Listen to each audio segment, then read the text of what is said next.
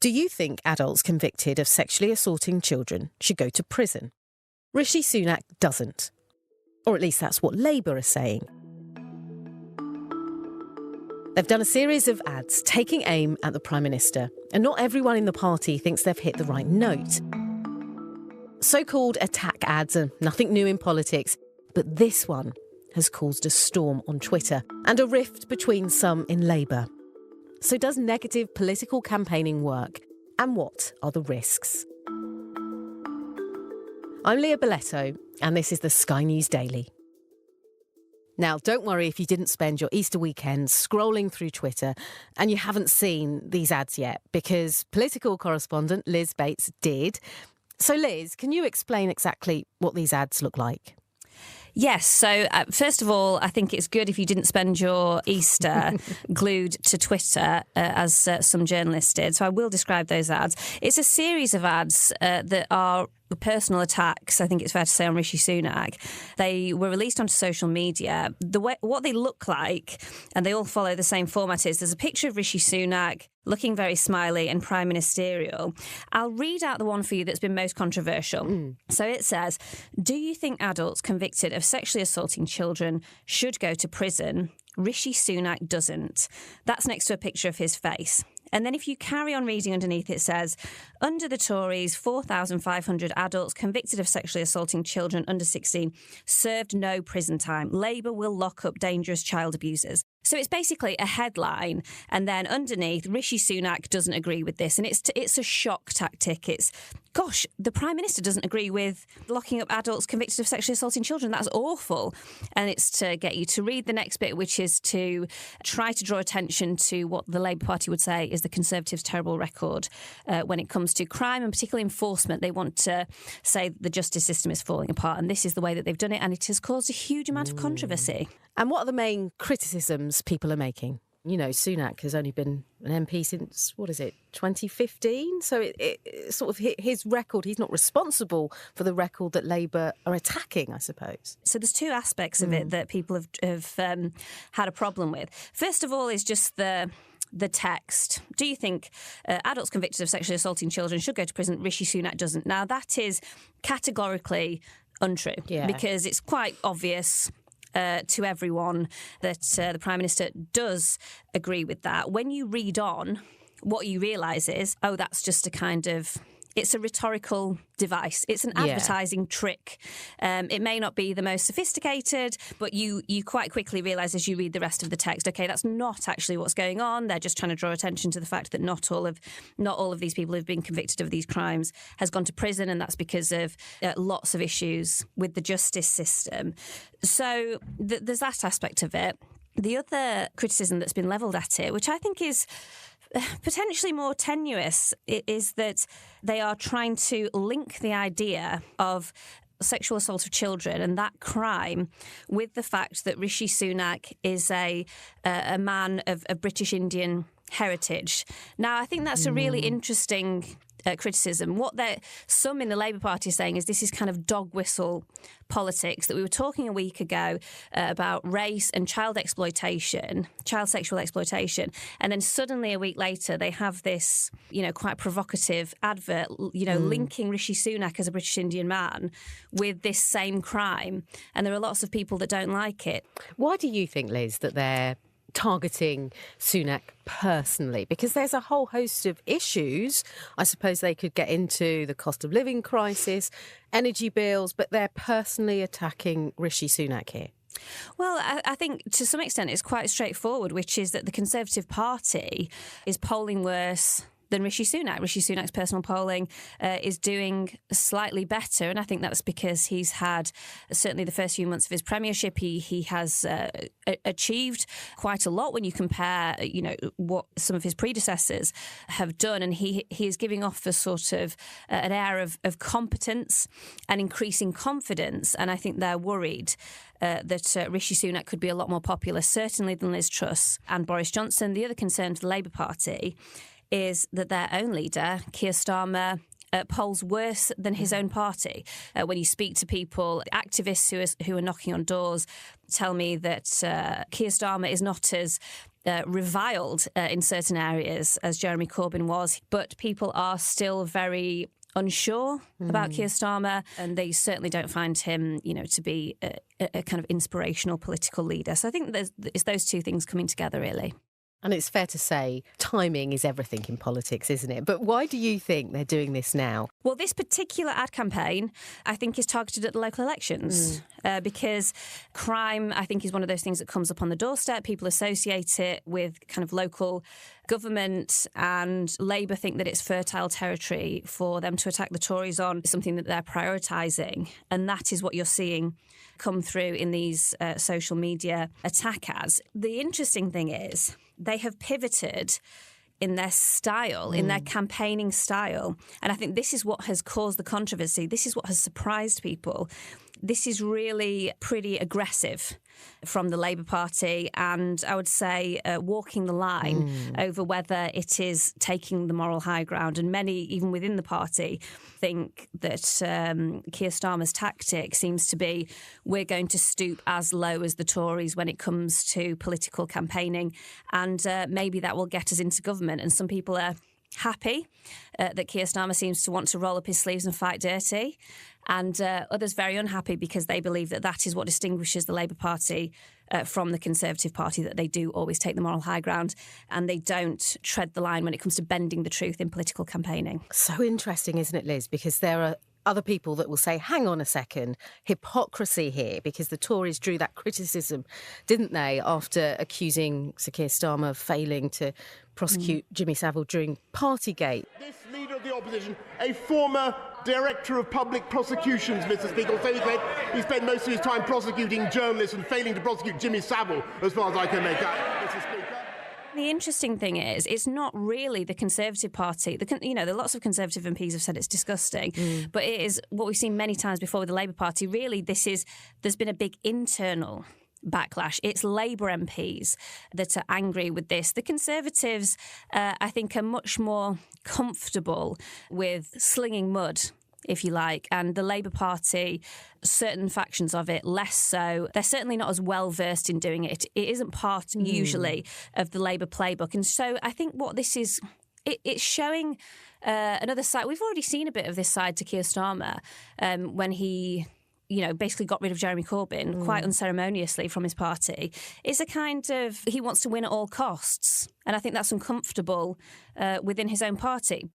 So, Liz, look, Labour aren't known for these big attack campaigns, or they don't do them often, let's just say. But the Conservative Party, over the history, for various ad campaigns, in particular, the Labour Isn't Working one from 1979. That was a game changer. It really was. And I think the difference a lot of the time with the Labour Party and the Conservatives, I mean, first of all, it is prioritising these types of campaigns. So Lord Saatchi has done a number of campaigns for the Conservative Party, and that one in particular was one of the most effective. I also remember, I think there was one in, I can't remember, I think it was in the 90s, New Labour, New Danger. Yes, that was 1997. That was Blair Tony with the Blair. devil eyes. Yes, but that didn't really work as well, I suppose, because he got into power. I think it was poorly timed, but I think any ad campaign that you remember, that you can get the image of it into your mind, is an incredibly successful campaign. And I think the Conservatives, they prioritise that. They are happy to, they've got more money, and they are happy to spend that money on those campaigns because they know how effective they can be. If you can really grab something that is in the public consciousness that hasn't really been expressed and take that and make it into an iconic image, that can change the course of an election. In politics, you have to get to the point. That's not because the people are not intelligent enough to understand an argument. It's the reverse, which is that they understand everything, but they just don't have the time for waffle and vagueness. He's been described as the godfather of negative campaigning, not least because Saatchi and Saatchi were the brains behind the Labour Isn't Working advert that Liz described earlier. It ran during the 1979 Conservative election campaign and was credited for bringing Margaret Thatcher to power. So, Lord Saatchi, why is this advert so successful, and why do you think negative campaigning works? The answer to both those points is that politics is an adversarial activity. Hit or be hit. It is not a world for the squeamish or the faint-hearted. And it's true, as you pointed out, that Professor David Butler, certainly the most respected authority on British general elections, he did say to me that I was, I'm quoting him, personally responsible, unquote, for ruining British politics but I don't feel ashamed of that, because I don't think negative is all bad. The situation here in politics is that you are in the boxing ring. Your opponent has punched you in the face and you are bleeding. And so what are you supposed to do now? There is only one thing to do now, which is to land a blow on your opponent's chin that knocks him out. Well, we did that. Did win 4 elections in a row, and it's an absolutely crucial part of how political campaigns work. Does this Labour ad, does it strike the knockout blow then?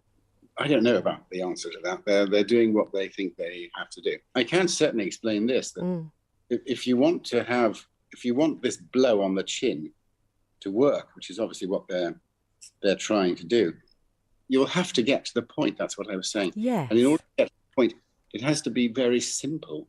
The most powerful rallying cries in history are simple and to the point. Try these. Your country needs you. Yes. No taxation with representation. One man, one vote. There wasn't anything very complicated, was there, about liberté, égalité, fraternity. I don't mind any of that. In fact, the reverse. I think it's a skill, an extreme skill, and very hard to do, and very few people can do it. And certainly, if you want my opinion about these Labour ads, they don't achieve that. So putting aside the morality of his wife or whatever it is, that's all beside the point. They don't meet my standard. What the Tory party has to do is to land the blow on the chin that knocks them out. And what do they have to do that, do you think? They'll have to figure that out. Will they be knocking on your door, perhaps? No, that's not a chance. And if they did answer the door, that's a long, long time ago. But the lessons of all that are as relevant now as they ever were. It's interesting, isn't it? Because some people are saying, actually, don't we need an area where there's positive campaigning? And that will bring about a better political debate for the country. Yes, you can be criticised for your failure to bring forward a positive vision. And you will be. All you're doing is just doing negative advertising to criticise your opponent. Don't you have any positive vision for the country yourself? I mean, of course, people have said that over the entire period that I'm describing. And the answer, of course, which was said at the time, was that in a general election campaign, it is the job of the leader of the party, whether the Prime Minister or the leader of the opposition, it is the job of that person to point out the defects in the opponent's position. That's certainly the job of what happens in published material. And one expects and assumes that such a person, the Prime Minister or the leader, will have tremendously exciting things to say about the vision for the country and the future of the country. Well, of course, that's very important. But that's not the job of these political campaigns. That's a job for the leader to do, and the leader will have to find other ways to express their fabulously exciting vision. Beyond all the headlines and Twitter rows, I suppose the big question really is whether these types of ads have any cut through. So, Liz, are these ads actually working to turn voters towards Labour? Well, what we can say for sure is the controversial aspect of this ad campaign has meant that many, many more people would have seen it than they had done otherwise. Yeah. So this has now been viewed extremely widely for a social media Labour campaign. It's probably one of their most successful under Keir Starmer social media attack ads. No question about that. When I speak to people in the Labour Party who seem to have been involved in this and are very much defensive of what they've done here, what they say is, this is a huge success because lots of people are now talking about Rishi Sunak's record and his government's record on crime. I have a question mark over that because I think somebody put it quite well. I'm not sure who it was. One political commentator said, the only thing that I can really remember about this ad is the nasty taste it left in my mouth. Yes. And so I don't know what effect it has. There's one more issue, I think, for the Labour Party, which is this may be a huge success. Lots of people have seen it. You know, it might be that it draws attention to the Tories' record on crime in a way that is positive for them. Keir Starmer has a real problem with his brand. One of the only things that has really cut through on him as a leader is that when Boris Johnson and Partygate was happening, Keir Starmer, when he was investigated over Partygate, said that he would stand down if he was found to have broken the law. And that was one aspect of his... that was building his brand around this idea that he is a man of integrity. Now, if you start to go down a different road, which is he's now a political leader who will win at any price, who will say anything to get into government, then suddenly you've kind of trashed that idea of Keir Starmer as a man of integrity, and suddenly he's a sort of Boris Johnson figure that will say anything to get into government. Voters already feel that they don't know Keir Starmer, and I wonder if this muddies the idea of who Keir Starmer is even more. Oh, so interesting to see perhaps the next move from Labour. And, you know, we're likely to see more campaigning as we get closer to a general election. But it's hard to say, isn't it? Hard question. But is the election likely to be quite as vicious as this as we head closer to it? I think if, you know, these ads tell us anything, it is that it will be vicious. And I think that's because, you know, for maybe the first time in quite a long time, it does feel like it's on a knife edge. It feels like that, you know, the Labour Party are getting close to government, and that has made them want to push even more. And what we know about the Conservative Party is they will fight dirty. And if they think that they are about to lose a general election, I think all bets are off. So I think it could be really aggressive, combative, confrontational a couple of years as we come up to a general election. Liz, don't book any leave. I'm sure we're going to be needing to talk to you in the days, the weeks, the months Don't worry. ahead. I'm not going to leave the office. Thanks so much, Liz. Thank you. My thanks to Liz Bates and Lord Saatchi, and to you for listening to the Sky News Daily with me, Leah Boleto. This episode was produced by Rosie Gillett and Alex Eden. Our editor was Paul Stanworth.